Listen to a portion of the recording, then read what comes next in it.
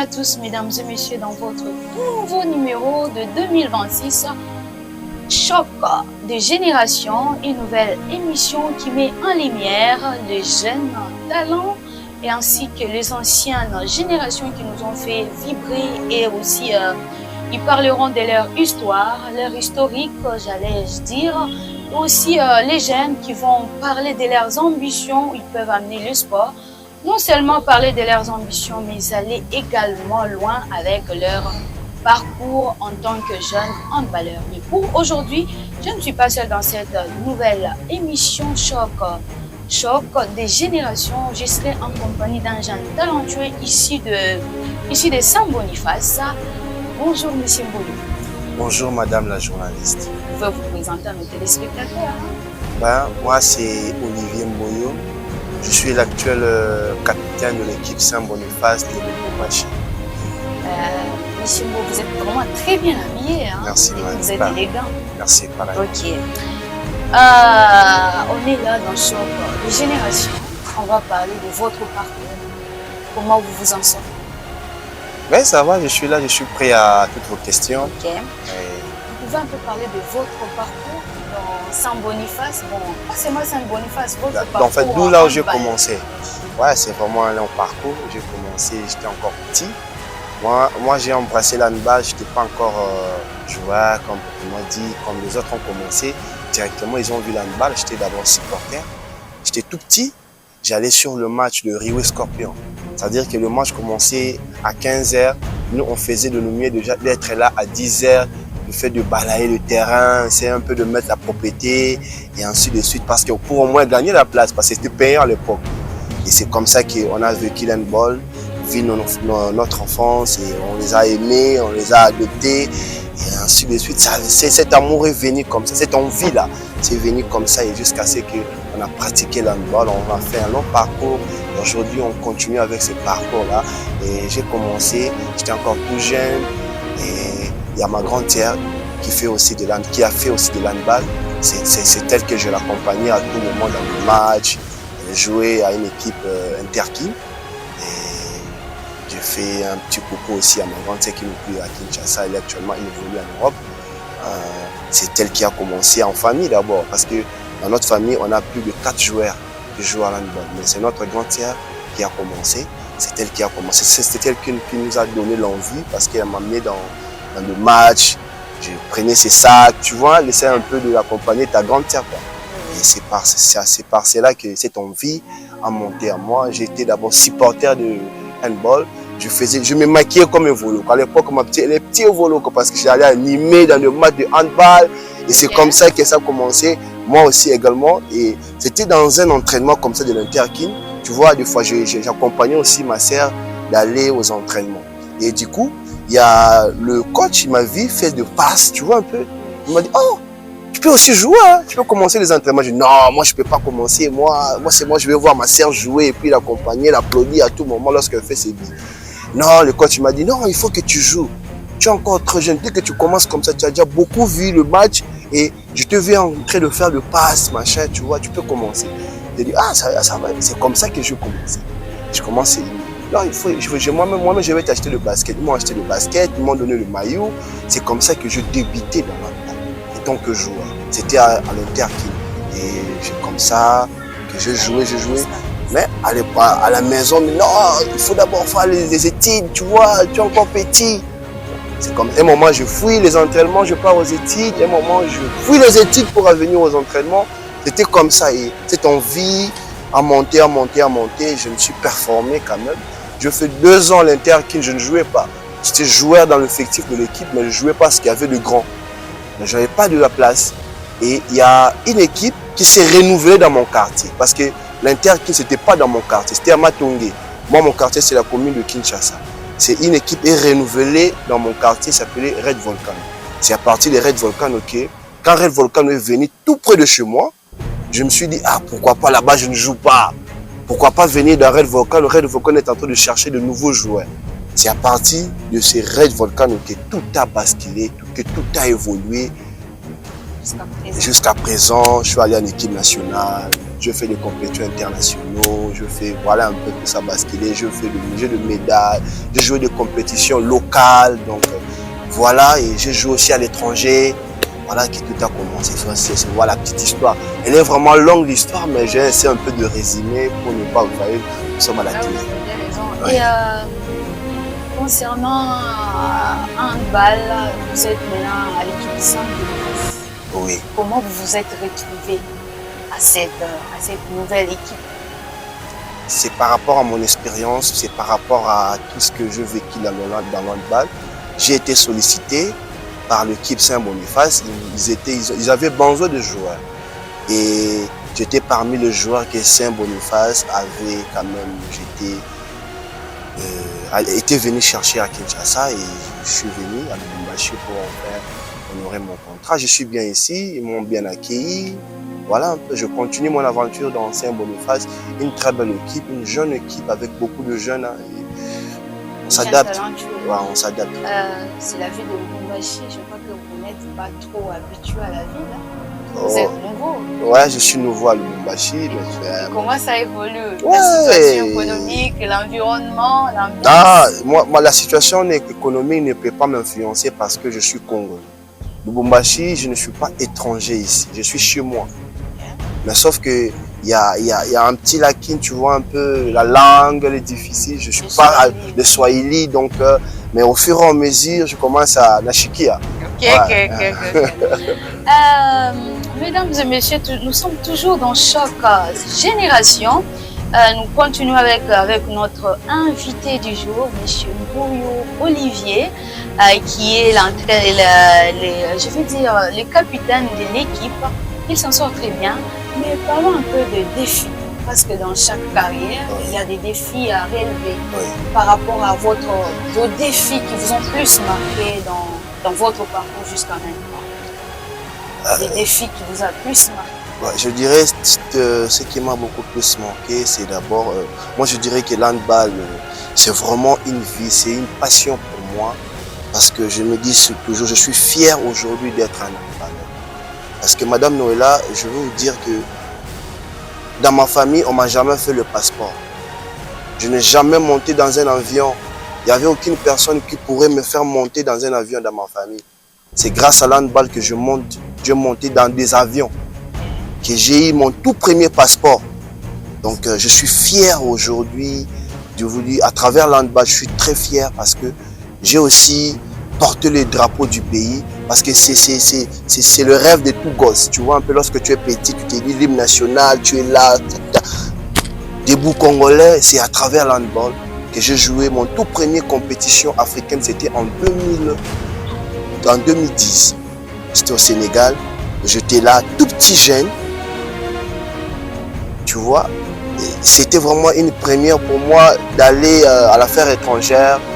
Donc je commençais par l'ANER, on te fait des empreintes, tu pars aux affaires étrangères, tu fais des captures, tu vois un peu, ton passeport sort, on te fait payer le billet, on te ramène à l'aéroport, tu montes dans un avion, tu pars dans un pays étranger, c'est grâce à l'handball.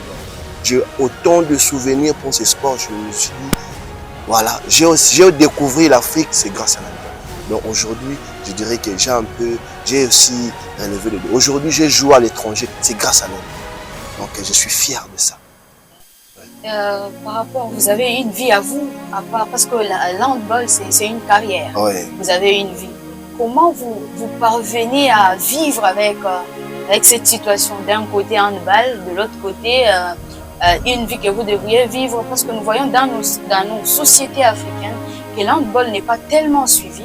Ouais. Et quand nous voyons un joueur, tu ne peux pas te pointer peut-être chez telle ou telle personne, un joueur, déjà les termes joueurs, on voit déjà un jeune qui n'a pas étudié, qui n'a pas su continuer. Ouais. Comment vous palliez cette situation? Là, c'est pas facile parce que il y a aussi une carrière. Vous savez, moi, je suis licencié en communication, option journalisme. Je finis mes études à l'université Reverend King. Je travaille. Vous savez, je travaille à Kinshasa, mais je suis à Lubumbashi pour le cadre sportif. Vous voyez un peu cette nuance. Donc, j'essaie un peu de gérer ma vie professionnelle et aussi ma vie sportive pour ne pas aussi que ça soit pas bien. Mais de toutes les façons, ça évolue bien. J'ai une famille, je suis père. Ok. Je suis père, donc j'essaie un peu d'orienter ma vie comme il faut. Je travaille aussi dans une chaîne de télé à Kinshasa. Je travaille aussi dans une fondation à Kinshasa, d'où je suis coordonnateur de la fondation Carmel. En passant, je souhaite aussi passer mes salutations à ma patronne, maman Evelyne Kazandi. Oui. C'est elle qui est ma patronne. Je travaille dans sa fondation, qui est la fondation Carmel. Mais, vous savez, l'handball aussi, pour moi, c'est une passion. Quand j'ai eu cette offre de venir à Lubumbashi pour honorer cette équipe de Saint-Boniface, je n'ai pas hésité. J'ai dit à ma patronne, si vous pouvez m'accorder au moins quelques mois de repos, étant au point de me faire des idées. Et elle avait accepté couronnement et je suis ici. J'essaie un peu de voir mon côté professionnel et mon côté sportif. Tu les gères comme tu peux. Ouais. De la bonne manière. Ouais. On n'est pas sans oublier que les joueurs, la majorité des jeunes ne se comportent pas tellement bien.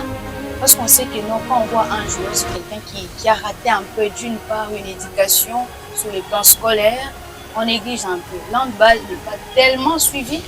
Il a un peu, non seulement, pas seulement question de négliger, mais les gens ne connaissent pas l'handball. Qu'est-ce que vous pouvez donner comme conseil à ceux qui aspirent? Parce que vous êtes un exemple pour le jeune et même pour les autres qui vous suivent, des jeunes dans votre âge. Vous savez, dans notre pays, nous avons un problème de communication. Parce que moi, je me dis toujours que si nous ne savons pas communiquer, c'est tout à fait un problème. Donc, l'handball n'est pas connu, certes, vous avez totalement raison, mais à travers nous, la nouvelle génération qui arrive, nous pouvons aussi faire en sorte que notre discipline, parce que c'est d'abord une discipline. Hein? L'handball, ce n'est pas seulement un sport de délinquants, non, non, non. Les sports en général, ce sont des disciplines. On les appelle de disciplines. Donc, à l'occurrence, je fais partie du handball, c'est une discipline. Donc, pour être discipliné, il faut être formé, avoir une très bonne éducation. Si vous n'êtes pas discipliné, vous êtes venu à l'handball, vous n'allez pas s'en sortir. Vous n'allez pas s'en sortir. Il faut d'abord être discipliné. À travers cette discipline que vous allez vous mettre en place et ça vous permettra de bien capter les leçons que le coach va vous donner. Voilà. Donc, d'accord. Quel message pouvez-vous lancer? Parce que je sais que il y aura un avant, il y avait un avant vous. Oui. Et puis il y aura aussi un après. Un après vous. Oui. Mais un après vous, qu'est-ce que vous envisagez laisser comme marque dans votre passage des handball? Parce que nous tous nous vieillissons, hein? Ouais. Personne n'est éternel. Ouais. Hein? Ouais, aujourd'hui, nous voyons aussi d'autres anciens de gloire qui sont déjà partis, qui ont laissé l'handball, mais ils sont toujours dans l'handball. Moi, je vais toujours apporter un peu d'expérience que j'ai acquise dans l'handball. À nos jeunes qui arrivent, je serai là toujours l'accompagner. Si un jour, je ne sais pas, c'est Dieu qui oriente, peut-être je serai un coach, un président, tu vois un peu. Donc, je serai là toujours pour apporter mon expertise et mon expérience dans notre discipline. Premièrement, d'abord, moi, je suis passionné de cette sport. J'aime bien l'handball. Donc, je fais de mon mieux aussi. Je ferai aussi de mon mieux accompagner la jeunesse qui arrivera après nous. Pour l'amour de ce sport, pour encadrer la jeunesse, donner le meilleur de eux. C'est vraiment très important. Et une toute dernière question, c'est par rapport à la nouvelle génération, on épingle un peu l'ancienne génération. Ouais. Quelle est la différence entre l'ancienne époque et la nouvelle époque? Y a-t-il une différence par rapport au jeu, au contenu et tout ce qui va avec, discipline? Ah, je parlais plus de contenu. Ouais. Voilà. Parce qu'il n'y a pas vraiment une différence, proprement dit, parce que l'handball reste l'handball. Mais au niveau du contenu, il y a une différence parce que nos anciens gloires n'ont pas joué dans des infrastructures comme le nôtre aujourd'hui. Il y a vraiment une très grande différence. Nous, aujourd'hui, on joue aujourd'hui dans le tartan, dans le plancher. Mais nos anciens gloires ont joué dans le béton, dans le macadam, tu vois un peu. Et aussi, il y avait question de règlement. il y a d'autres règles qui ont changé. À l'époque, n'était pas comme ça. Aujourd'hui, ils ont changé de règles. Voilà un peu. Donc, au niveau du contenu, vraiment, il y a une grande différence. L'handball évolue de fur et à mesure. C'est comme pareil le football. Aujourd'hui, nous avons le VAR. Pareil aussi dans l'handball, aujourd'hui, il y a le VAR. Vous pouvez commettre une faute dans le niveau international. Disons, vous allez intervenir au niveau du VAR pour avoir la faute, si c'est flagrant ou pas. Voilà un peu. Donc, c'est dans ce sens-là. Donc, l'handball évolue du jour au jour. Et les contenus ne sont pas le même. Oui, mesdames et messieurs, nous sommes presque à la fin, mais avant de nous quitter, juste une toute dernière question, monsieur Mboyo. C'est par rapport, quel message vous allez lancer à tous ceux qui nous suivent de partout, mais aussi un mot de la fin? Un mot de la fin, ceux qui nous suivent. Un mot de la fin pour tous ceux qui nous suivent, tous qui voulaient embrasser l'handball, n'hésitez pas. C'est une très belle discipline. Ça ouvre des portes et des opportunités. Je vous dis, si je vous dis qu'aujourd'hui l'handball a aussi financé une part de ma scolarité, donc je dirais que c'est pas au hasard. Donc venez, je dirais plus aux parents de laisser leurs enfants de venir pratiquer ce sport, cette discipline. Ça ouvre beaucoup de portes. Aujourd'hui, toute une génération de anciens de gloire se retrouve en Europe, c'est grâce à l'handball. Ils étaient dans le Maroc, tu vois, ils ont fourni des efforts, ils sont aujourd'hui en Europe, ils ont fait leur vie. Donc c'est à travers ce sport. Donc la discipline handball ouvre des portes. Laissez vos enfants venir jouer handball, c'est vraiment un bien. Comme conseil que je peux donner à tous les sportifs, à tous les passionnés de ces sports, les amoureux du ballon en 7 mètres, continuez d'aimer ces sports, continuez de les pratiquer jusqu'à ce que nous aurons atteint nos objectifs ici. Merci madame. Merci. Mesdames et messieurs, c'est la fin de notre émission Choc des générations. On a reçu M. Mboyo sur nos plateaux et quant à moi, je vous dis merci à tous de nous avoir suivis. Restez connectés et surtout branchés sur nos antennes. Au revoir. Au revoir.